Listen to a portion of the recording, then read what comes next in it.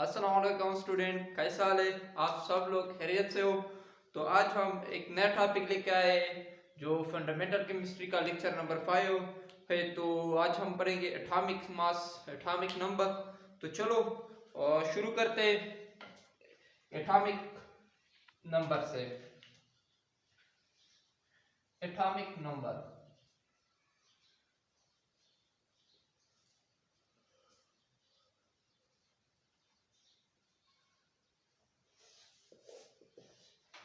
अच्छा, जिस तरह नाम से वाज़ेह है कि एटॉमिक नंबर, एटम मतलब के नंबर का, अगर हम नंबरिंग करते हो कि फला वो फला बंदा इतने नंबर पे फला बंदा है, तो इस तरह ये भी एक नंबर, एटम को एक नंबर दिया गया है जो किस बुनियाद पे दिया गया है। तो इसको डिफाइन करते हैं।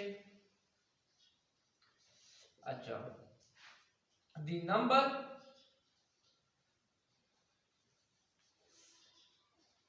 Number of proton in nucleus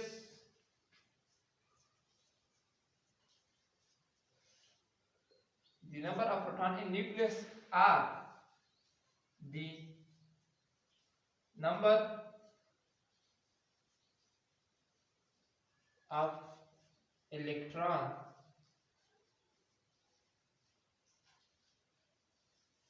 around the nucleus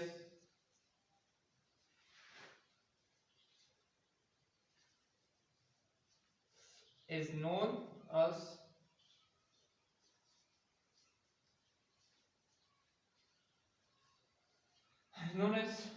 atomic number। अच्छा, क्या मतलब कि एटॉमिक नंबर की डिफिनीशन ये है कि the number of proton in nucleus, the number of proton in nucleus or the number of electron around the nucleus, around the nucleus is known as atomic number। मतलब कि atom के अंदर मैंने आपको बताया था कि चलो फिर थोड़ा एक्सप्लेन करता हूँ। एटम इस तरह है, ये एटम का न्यूक्लियस होता है, इसमें प्रोटॉन होते हैं और न्यूट्रॉन होते हैं, और एटम के इर्द गिर्द जो इस दायरे शक्ल ये इलेक्ट्रॉन है। तो प्रोटॉन न्यूक्लियस में होते हैं, तो इस वजह से नंबर ऑफ प्रोटॉन और नंबर ऑफ प्रोटॉन को जो न्यूक्लियस में मौजूद है, या नंबर ऑफ इलेक्ट्रॉन को जो अराउंड द न्यूक्लियस मौजूद होते हैं, तो इसके नंबर को कहते हैं एटॉमिक नंबर। अच्छा, अब एक कंफ्यूजन वाली बात है कि जब नंबर ऑफ इलेक्ट्रॉन को कहते हैं तो सिर्फ नंबर ऑफ इलेक्ट्रॉन या सिर्फ नंबर ऑफ प्रोटॉन को एटॉमिक नंबर क्यों नहीं कहते? इसका जवाब ये है कि हर एटम में इलेक्ट्रॉन, नंबर ऑफ इलेक्ट्रॉन बराबर होती है किसकी? नंबर ऑफ प्रोटॉन के। तो जो जिन एटम में इलेक्ट्रॉन कम होता है वो एटम इलेक्ट्रॉन लॉस करते हैं। इसको एक्सप्लेन करता हूँ। तो एटॉमिक नंबर को हम रिप्रेजेंट करते हैं किससे? रिप्रेजेंटेड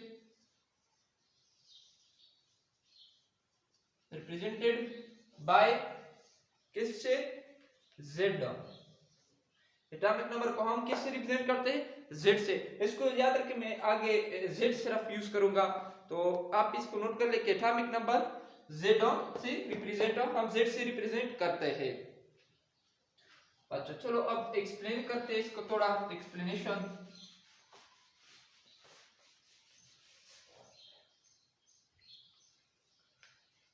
कि हम ये तो हम जानते हैं कि एटम जो है, atom is neutral.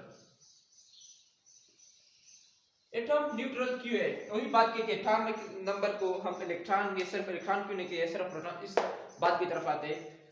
Atom neutral क्यों है? एटम तो हम कहते हैं कि इलेक्ट्रॉन, प्रोटॉन जो होता है इस पे पॉजिटिव चार्ज होता है, और इलेक्ट्रॉन जो होता है इस पे नेगेटिव चार्ज होता है। तो फिर एटम न्यूट्रल क्यों है? इसका जवाब ये है, मैंने आप लोगों को समझाया अभी कि किसी भी एटम में ये प्रोटॉन, एक मतलब प्रोटॉन है, न्यूट्रॉन है, ये इलेक्ट्रॉन है, किसी भी एटम में जितना नंबर ऑफ प्रोटॉन होगा, जितने किसी भी एटम में जितने प्रोटॉन होंगे इसके इर्द गिर्द इतने इलेक्ट्रॉन ही होंगे। मतलब कि ऑलवेज क्या होगा, ऑलवेज इलेक्ट्रॉन प्रोटॉन बराबर होंगे, किसके, इलेक्ट्रॉन के बराबर होंगे। तो इसी वजह से हमने जो हम एटम में न्यूट्रल क्यों इस बात को आते हैं। हाँ, अच्छा, प्रोटॉन पे क्या चार्ज है, पॉजिटिव चार्ज है, इलेक्ट्रॉन पे क्या चार्ज है, नेगेटिव चार्ज है। अब न्यूट्रॉन पे क्या चार्ज है, no charge, no charge, electron पे कोई, न्यूट्रॉन पे कोई चार्ज नहीं है। अच्छा, मतलब कि 3 प्रोटॉन है किसी एटम में तो 3 इलेक्ट्रॉन भी होंगे, तो ये पॉजिटिव है, ये नेगेटिव, एक दूसरे के जो इफेक्ट होगा इसको खत्म करेंगे, इस वजह से एटम क्या होगा, न्यूट्रल होगा।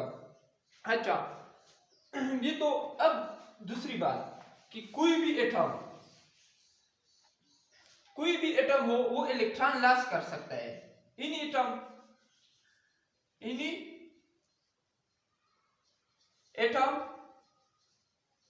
लॉस इलेक्ट्रॉन, इसको इलेक्ट्रॉन पे नेगेटिव, इसको हम लॉस मतलब शॉर्टकट इलेक्ट्रॉन को इस तरह लिखते हैं। अच्छा, मतलब कि कोई भी एटम इलेक्ट्रॉन लॉस कर सकती बट नेवर लॉस प्रोटॉन। कोई भी एटम इलेक्ट्रॉन लॉस कर सकता है लेकिन प्रोटॉन को कभी भी लॉस नहीं कर सकता। अच्छा, अगर कोई एटम इलेक्ट्रॉन लॉस कर दे तो फिर क्या होगा, फिर इस तरह होगा, देख ले, ये एक प्रोटॉन है, एक न्यूट्रॉन है और एक इलेक्ट्रॉन है। इस एटम पे क्या चार्ज है, न्यूट्रल है ये एटम, न्यूट्रल है। अब देख लो, इसने इस इलेक्ट्रॉन को लॉस किया, अब क्या होगा, न्यूट्रल मतलब कि एक प्रोटॉन भी एक है और इलेक्ट्रॉन भी एक है। अब इसने इस इलेक्ट्रॉन को लॉस किया जिस पर नेगेटिव चार्ज है, तो हम इस इलेक्ट्रॉन को लॉस किया, चलो इस इलेक्ट्रॉन को लॉस किया, अब प्रोटॉन पे तो पॉजिटिव चार्ज है, तो इस एटम पे क्या चार्ज आएगा, तो इस एटम पे पॉजिटिव चार्ज आएगा। ये हाइड्रोजन एटम है, तो इस वजह से हमको हाइड्रोजन, जब इस तरह हम लिखते हैं तो इसका मतलब ये होता है कि इस एटम ने प्रोटॉन को लॉस किया है। अच्छा, अब एटम, कोई भी एटम इलेक्ट्रॉन को गेन भी कर सकते हैं, मतलब कि इसने इलेक्ट्रॉन को लॉस किया, वो इलेक्ट्रॉन कहाँ गया। मतलब इसका सॉल्यूशन ये है कि HCl हम लिखते हैं कुछ सॉल्यूशन में, तो इसके जवाब हम क्या लिखते हैं, H पॉजिटिव Cl नेगेटिव। अब देख ले ये पॉजिटिव क्यों आया, पॉजिटिव तो आप लोगों ने समझा कि पॉजिटिव क्यों आया, ये पॉजिटिव चार्ज, ये पॉजिटिव जब इसने इलेक्ट्रॉन को लॉस किया, ये पॉजिटिव इस वजह से इसने ऐसा इलेक्ट्रॉन को लॉस किया तो इसमें पॉजिटिव। अब ये क्लोरीन पे नेगेटिव क्यों आया, इस वजह से आया कि ये क्लोरीन है, इसके मतलब प्रोटॉन, इसके प्रोटॉन के तादाद ही इलेक्ट्रॉन के बराबर है। जब एक इलेक्ट्रॉन इस पे आया, मिसाल के तौर पर एक इलेक्ट्रॉन आया तो क्या होगा, प्रोटॉन कितने होंगे, या प्रोटॉन हम इस तरह भी लिख सकते हैं ना कि इलेक्ट्रॉन प्लस 1, मतलब कि प्रोटॉन बराबर होंगे इलेक्ट्रॉन प्लस 1, मतलब प्लस 1 एक और इलेक्ट्रॉन ऐड हुआ, क्या प्रोटॉन किसके बराबर हो, इलेक्ट्रॉन प्लस 1। क्या हुआ कि एक प्रोटॉन तो प्रोटॉन के बराबर, इसमें देख ले बराबर, एक इसके बराबर है लेकिन इसके बराबर नहीं हो सकता क्योंकि इस पे एक इलेक्ट्रॉन इसको ऐड हुआ, तो इसी वजह से क्लोरीन पे इस पे इलेक्ट्रॉन की पॉजिटिव कितना है, तो पॉजिटिव जो चार्ज होगा वो किससे होगा, नेगेटिव चार्ज से लेस होगा, तो इसी वजह से इलेक्ट्रॉन कितना ज्यादा होगी, तो इस वजह से क्लोरीन पे नेगेटिव चार्ज आ गया। तो इस तरह हमने आपने देख लिया कि इलेक्ट्रॉन न्यूट्रल एटम को हम न्यूट्रल क्यों कहते हैं। अच्छा, अब एटॉमिक नंबर, तो हमने ये बात शॉर्टकट का formula, atomic number, atomic number होगा number of proton plus number of electron, मतलब कि एटॉमिक नंबर जो बराबर होता है वो number of proton, sorry plus नहीं, या इस तरह हम लिख सकते हैं कि एटॉमिक नंबर प्रोटॉन के बराबर भी हो सकता है और इलेक्ट्रॉन की बराबर, और इलेक्ट्रॉन और प्रोटॉन एक दूसरे आपस में क्या होंगे, एक दूसरे के बराबर होंगे। तो ये थी एटॉमिक नंबर। अब कहते हैं एटॉमिक मास को हम स्टडी करते हैं। एटॉमिक मास क्या है या मास नंबर भी कहते हैं। क्या मास नंबर, अच्छा सोच ले मास नंबर।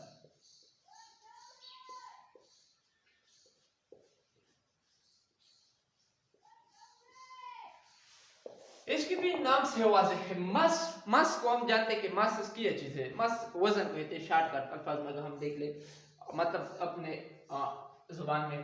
तो नंबर मतलब कि मास नंबर के इसका मतलब ये कि इसके मास को रिप्रेजेंट करेगा, किसी एटम के मास को।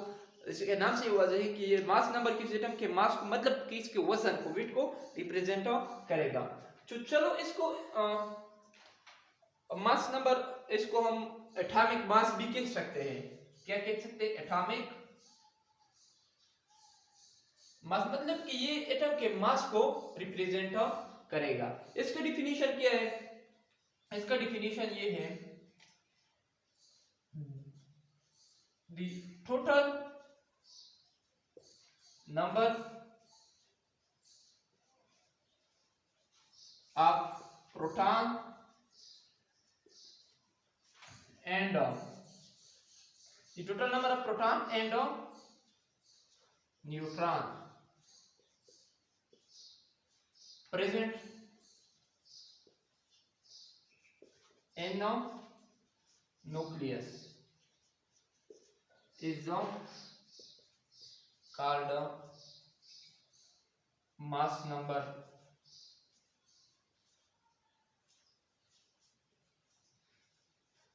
नंबर या एटॉमिक मास कह सकते हैं। तो ये तो इसका मतलब कि टोटल नंबर, टोटल क्या मतलब है कि proton plus neutron, the total number of proton and neutron present in the nucleus is called atomic mass। और दूसरी बात, एटॉमिक मास को हम किससे रिप्रेजेंट करेंगे? एटॉमिक मास रिप्रेजेंट करेंगे ए से। तो मतलब कि नंबर ऑफ प्रोटॉन या नंबर ऑफ न्यूट्रॉन किसके बराबर होंगे? एटॉमिक नंबर के बराबर होंगे, जिसको हम ए से रिप्रेजेंट करते हैं। अच्छा, अब थोड़ा एक्सप्लेन करते हैं इसको भी।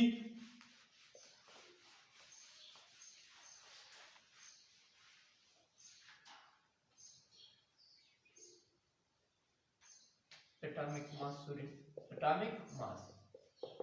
अच्छा, अब ये बात आ गई कि मैंने आपको बताया भी कि एटॉमिक मास जो है ये एटॉम के मास को रिप्रेजेंट करता है। मतलब एटॉमिक मास का मतलब mass of atom, mass of atom को रिप्रेजेंट करते हैं। अच्छा, ये कौन रिप्रेजेंट करते हैं?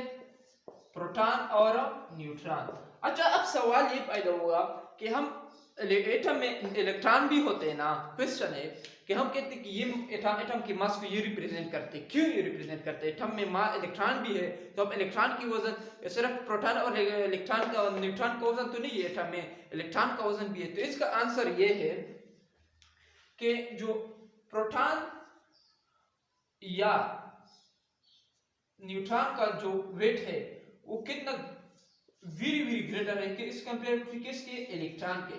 तो इस वजह से जो हम इसमें निग्लेक्ट करते हैं, निग्लेक्ट करते हैं इलेक्ट्रॉन के मास को, ये हेवियर है।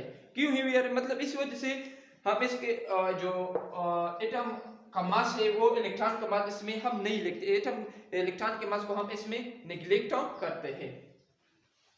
अच्छा,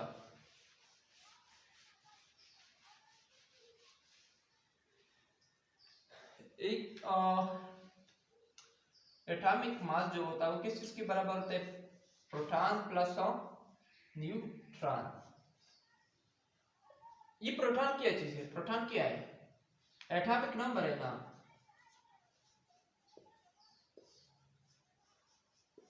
प्रोटॉन क्या है? एटॉमिक नंबर है ना। तो हम इस तरह से लिख सकते हैं कि atom A is equal to atomic number Z से रिप्रेजेंट करते हैं इसको, Z प्लस न्यूट्रॉन।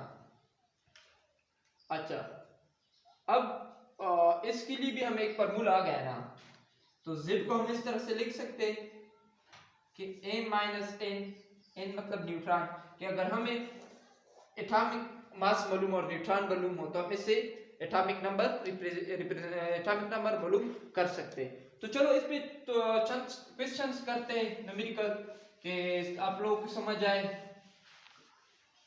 आपको नजर आता है? अच्छा, क्वेश्चन कुछ इस तरह के, हमें कहा गया कि एक एटम है, एक इन एटम कोई भी एटम है, क्या इसका जो एटॉमिक नंबर है Z, क्या है इसका? Z है 3, और इसका इस जो न्यूट्रॉन इसका मास नंबर ये भी हमें दिया गया है, मास नंबर हमें दिया गया है कि 6 है इसका।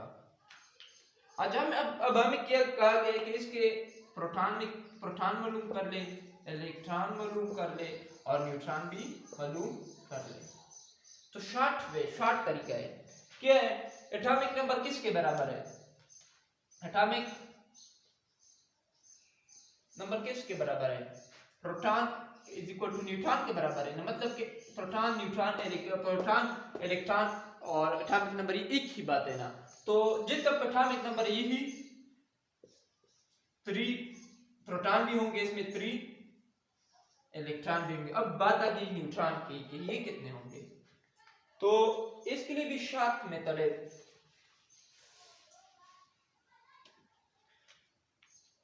हम क्या लिखते हैं? Z प्लस A लिखते हैं ना, सॉरी Z प्लस N लिखते हैं ना न्यूट्रॉन। तो Z भी हमें मालूम है, A भी मालूम है, N ना मालूम है, तो हम इसको इस तरह लिख सकते हैं ना कि A माइनस Z। तो क्या होगा? न्यूट्रॉन कितने होंगे? A कितने? 6 माइनस Z कितने होंगे? N कितने होंगे? 3 होंगे। Z क्या है? 3 है ना, 3 होंगे। तो 3, अब हमें दूसरी क्वेश्चन हम ये दिया गया है कि name of element,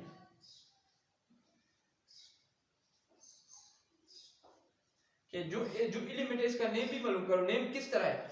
atomic number n तो हमें मालूम हो गया कि इसमें इतने न्यूट्रॉन है। जब हम इसका एटॉमिक नंबर दिया गया है तो पीरियोडिक टेबल सोच ले। दूसरी पॉइंट जो समझ में आ गई इस नेम की वजह से कि हम इसका नेम क्या देंगे, तो आप ये बात समझ लें कि जो पीरियोडिक टेबल आजकल हम देखते हैं कि जो हीलियम हाइड्रोजन स्टार्ट, यहाँ पे हीलियम पे खत्म होता है, फिर लिथियम से स्टार्ट होता है, यहाँ पे खत्म होता है, मतलब एक पीरियोडिक टेबल जो आप लोग देख सकते हैं। इसका जो इस तरतीब में रखे गए कि 1 फिर 2 3 4 5 6, ये जो नंबर आप देखोगे ये नंबर किस चीज के है? ये नंबर किसके? ये नंबर इसके एटॉमिक नंबर के बेस पे दिए गए, एटॉमिक नंबर के बुनियाद पर, एटॉमिक सॉरी जो पीरियोडिक टेबल में जो एटॉम है ये किस चीज बुनियाद पर रखे गए? एटॉमिक नंबर के बुनियाद पर रखे गए। मतलब इसका एटॉमिक नंबर कितना है? तो जो क्वेश्चन था कि इसका एटॉमिक नंबर 3 है, तो 3 पे क्या है हमारे साथ? लिथियम है, तो इस शॉर्टकट में कह सकते हैं कि लिथियम। अब दूसरे क्वेश्चन कि हमें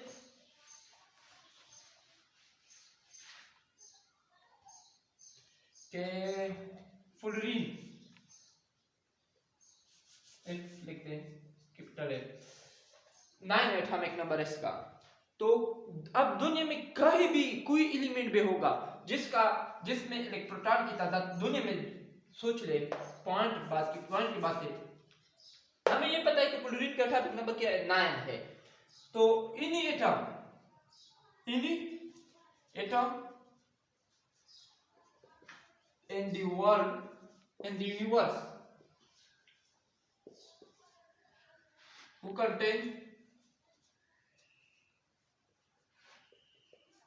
9 प्रोटॉन। तो डायरेक्टली क्वेश्चन क्या होगा आपका कि ये क्या है, ये फ्लोरीन है। कि कोई मतलब कि कोई भी एटम जिसके न्यूक्लियस में प्रोटॉन 9 प्रोटॉन हो तो इसका फ्लोरीन हुआ। हमें फ्लोरीन होगा, हमें कैसे पता चला कि फ्लोरीन होगा? तो मैंने आपको बताया कि ये प्रोटॉन क्या चीज है? प्रोटॉन एटॉमिक नंबर है ना, एटॉमिक नंबर है। एटॉमिक पीरियोडिक टेबल में एलिमेंट किस बुनियाद पर रखे गए? एटॉमिक नंबर की बुनियाद पर रखे गए ना। तो इस एटॉमिक नंबर की बुनियाद पर रखे गए, तो इस वजह से फ्लोरीन किस नंबर पे आता है? 9 पे आता है। इसका एटॉमिक नंबर 9 है।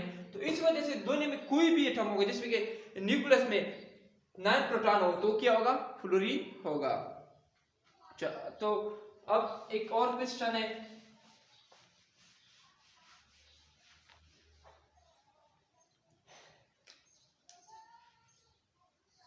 कि क्वेश्चन ये तो हमें मालूम होगा, लेकिन वैसा कि हम मालूम ना हो, an atom who contain 9 neutron, 9 neutron,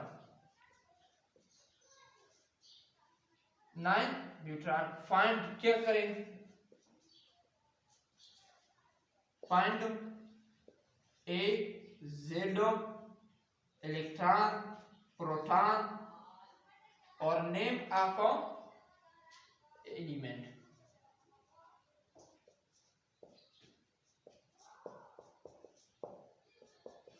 अच्छा, हमें आंसर है कि सिर्फ हमें ये दिएगा कि एक एटम है, हमने मतलब हमें एक एटम मिला। तो अगर जब हमने देखा तो इसके न्यूट्रॉन्स के अंदर जो न्यूट्रॉन जो थे वो 9 थे। तो हमें कैसे पता चला कि कौन है? इसके हमें तो सिर्फ न्यूट्रॉन मालूम किया है। तो इसका शॉर्टकट देख लिया। न्यूट्रॉन क्या है? न्यूट्रॉन की तादाद मैंने आपको बताया कि प्रोटॉन, न्यूट्रॉन और इलेक्ट्रॉन की तादाद हमेशा सेम रखें, लेकिन कुछ जगहों पर इसका जो मतलब नंबर ये मुख्तलिफ है, जिसको हम आइसोटोप कहते हैं, वो बाद में आएंगे, लेकिन हम इसको निग्लेक्ट करते हैं। मतलब अभी हम सिर्फ ये कंजम्पशन मानते हैं कि ये तीनों सेम है, वो जब बाद में आएंगे तो पढ़ेंगे। अच्छा, न्यूट्रॉन की तादाद कितने? 9 है। न्यूट्रॉन की तादाद किसके बराबर है? प्रोटॉन के। प्रोटॉन की तो प्रोटॉन तो मालूम हो गए 9। ये न्यूट्रॉन की तादाद इलेक्ट्रॉन की भी बराबर है ना, तो ये भी मालूम हो गया कि इलेक्ट्रॉन इसमें क्या है? 9। अच्छा, अब क्या रह गया? एटॉमिक नंबर है जेड रह गया। जेड क्या है? जेड क्या है? प्रोटॉन की तादाद इलेक्ट्रॉन की तादाद ये इसके बराबर है ना, तो ये भी मालूम हो गया कि इसके 9 इसमें क्या है? 9 इसमें क्या है? 9 इसका एटॉमिक नंबर भी 9 है। अब क्या रह गया? एटॉमिक मास रह गया। कि एटॉमिक मास को हम किस तरह मालूम करेंगे? एटॉमिक मास को मैंने आपको बताया कि क्या है, किसके बराबर? जेड प्लस न्यूट्रॉन, जेड या प्रोटॉन या इलेक्ट्रॉन। इलेक्ट्रॉन तो कभी कभी एटम लास्ट करते, इसको हम इसमें ज्यादातर इसमें नहीं लिख सकते। अच्छा, अब क्या हुआ? एटॉमिक मास को हमें मालूम होगा कि ये क्या है? 9 है। ये क्या है? 9 है। ये क्या है? 18 है। अच्छा, ये तो मालूम हो गया। अब हमें ये पता चल गया, ये सब मालूम हो गया। नेम ऑफ एलिमेंट, ये कौन एलिमेंट है, ये सब तो हमें मालूम हो गया। एलिमेंट क्या है? तो मैंने आपको बताया कि पीरियोडिक टेबल में जो एलिमेंट रखे वो एटॉमिक नंबर के बुनियाद पे रखे गए।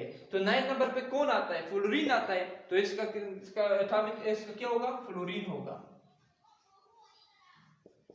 मतलब कि ये जो आपको मिला है जिसके में 9 न्यूट्रॉन, ये फ्लोरीन है। मेरे ख्याल में इतनी तो और कुछ नहीं रह गई जो आसान। दूसरी बात के ये शॉर्टकट आखिरी पॉइंट है जो आप अपने साथ याद भी रखें।